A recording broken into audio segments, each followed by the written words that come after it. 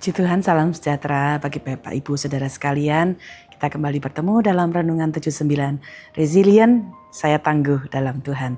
Mari kita merenungkan firman Tuhan. Pembacaan kita pada hari ini telah tiba di dalam Injil Markus. Saya ingin akan membacakan bersama-sama dan merenungkan dalam Markus pasal yang ke-14. Ya, ada satu catatan yang mungkin nampaknya ironis ya, karena di bagian-bagian akhir dalam Injil Markus kita lihat bahwa ada peristiwa di mana Yesus ditangkap, Petrus menyangkal, dan sebelum itu terjadi justru ada satu peristiwa yang sangat luar biasa yang kita akan pelajari bersama-sama.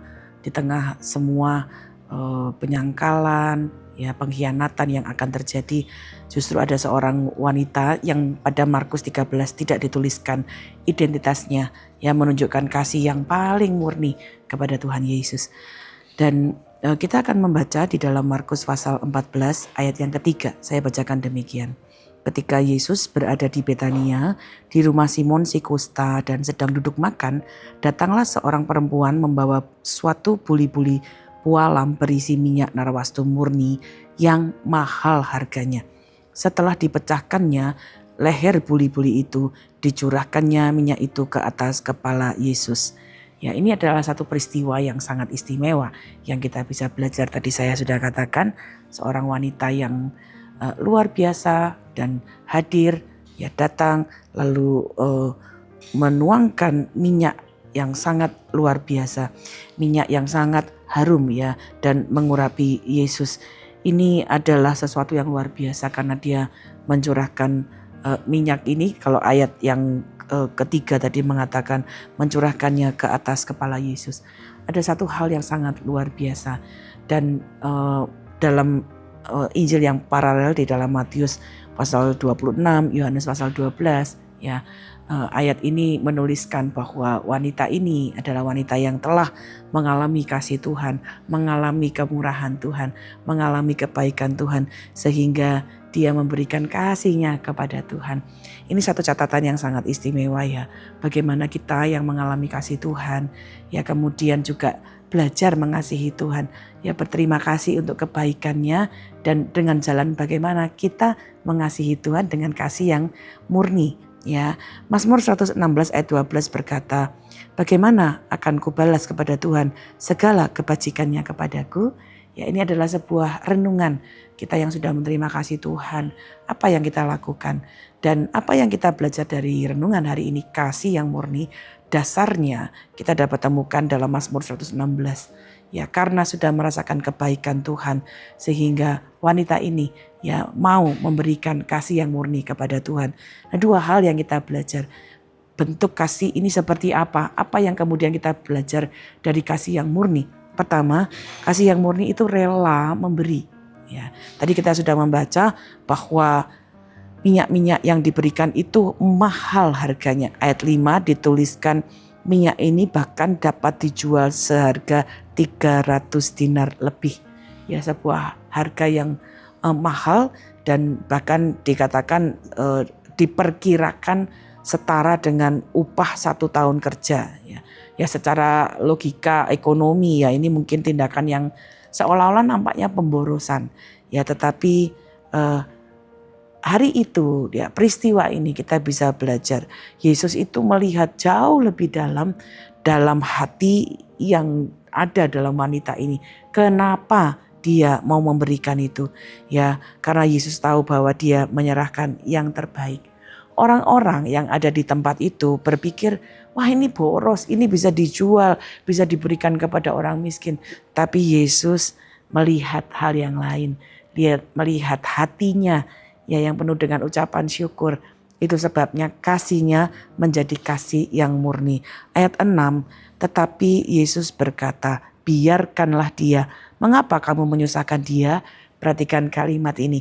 Ia telah melakukan suatu perbuatan yang baik kepadaku.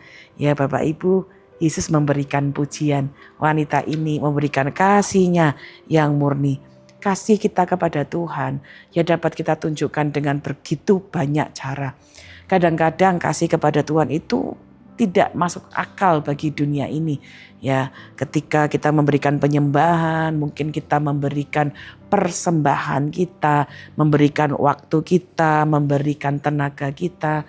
Orang berpikir, kok kamu mau sih lakukan itu?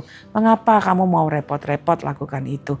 Mengapa kamu harus memberi waktumu dan sebagainya? Tetapi mari kita belajar, kita dapat memberikan yang terbaik kepada Tuhan melalui kasih yang murni. Jadi dalam kehidupan rohani, kadang-kadang kita belajar, ya kita memberi kepada Tuhan mungkin sisa waktu, sisa tenaga, atau sisa perhatian kita yang kita bisa kasih. Tapi dari wanita ini kita belajar, dia memberi yang paling berharga kepada Tuhan, kepada Yesus. Jadi mari kita juga belajar memberikan yang terbaik dari waktu kita, yang terbaik dari tenaga kita, yang terbaik dari pelayanan kita untuk menyenangkan hati Tuhan. Kedua, kasih murni yang ditunjukkan oleh wanita ini, dampaknya bukan hanya hari itu, tetapi dampaknya menjadi dampak yang sangat kekal. Kenapa? Karena Yesus sendiri bahkan mengatakan sesuatu yang sangat mengejutkan. Ayat 8 dan 9 berkata begini, ia telah melakukan apa yang dapat dilakukannya. Tubuhku telah diminyakinya sebagai persiapan untuk penguburanku. Aku berkata kepadamu, sesungguhnya di mana saja Injil diberitakan di seluruh dunia, apa yang dilakukannya ini akan disebut juga untuk mengingat dia. Bapak, Ibu, Saudara, ini sesuatu yang sangat luar biasa. Wanita ini tidak berkhotbah, dia tidak memimpin bangsa yang besar, dia tidak menulis sebuah surat, ya dia hanya melakukan satu tindakan kasih, mengurapi Yesus dengan minyak yang harum. Tetapi ketika itu dilakukan dengan kasih yang murni, artinya dia tidak punya motivasi lain, hanya karena berterima kasih, hanya karena mengasihi dan merasakan kasih Tuhan. Itu sebabnya Yesus melihatnya apa yang dilakukan itu sesuatu yang abadi. Dan seperti yang kita baca tadi, di mana saja berita Injil disampaikan, apa yang dilakukannya akan disebut untuk mengingat dia. Dan hari ini buktinya. Kita pun menyebutkan apa yang dia lakukan. Jadi mari kita belajar kenapa apa yang dilakukan wanita ini menjadi sesuatu yang abadi.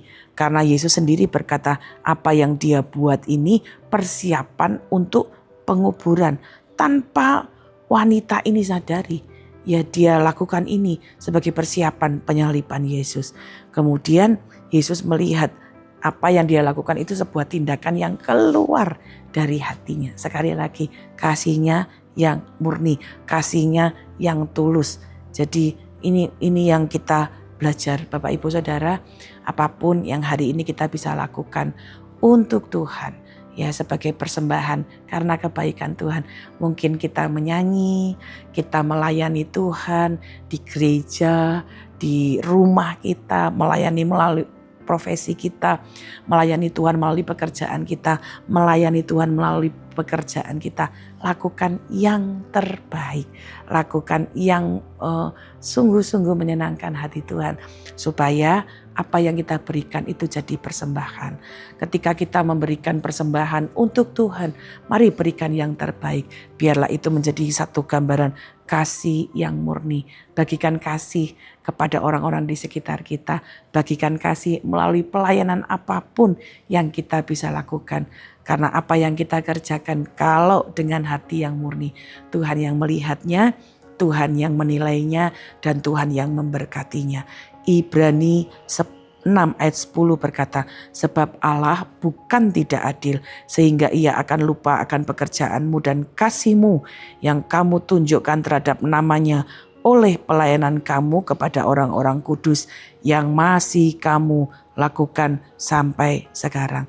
Jadi mari kita berikan, waktu kita melayani Tuhan, ingatlah Tuhan itu layak dapat yang terbaik.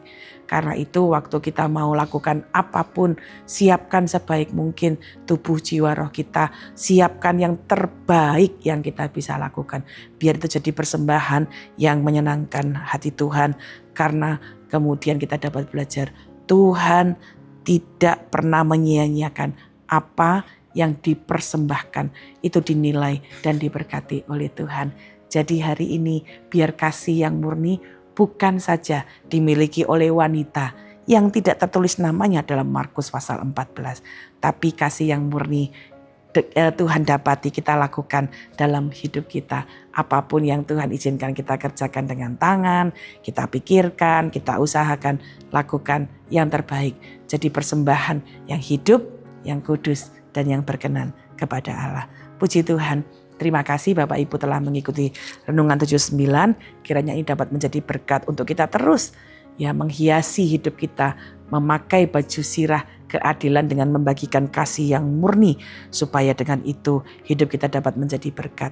Bapak Ibu Saudara dapat juga membagi kasih yang murni melalui menceritakan kesaksian, pemulihan, mujizat yang dialami.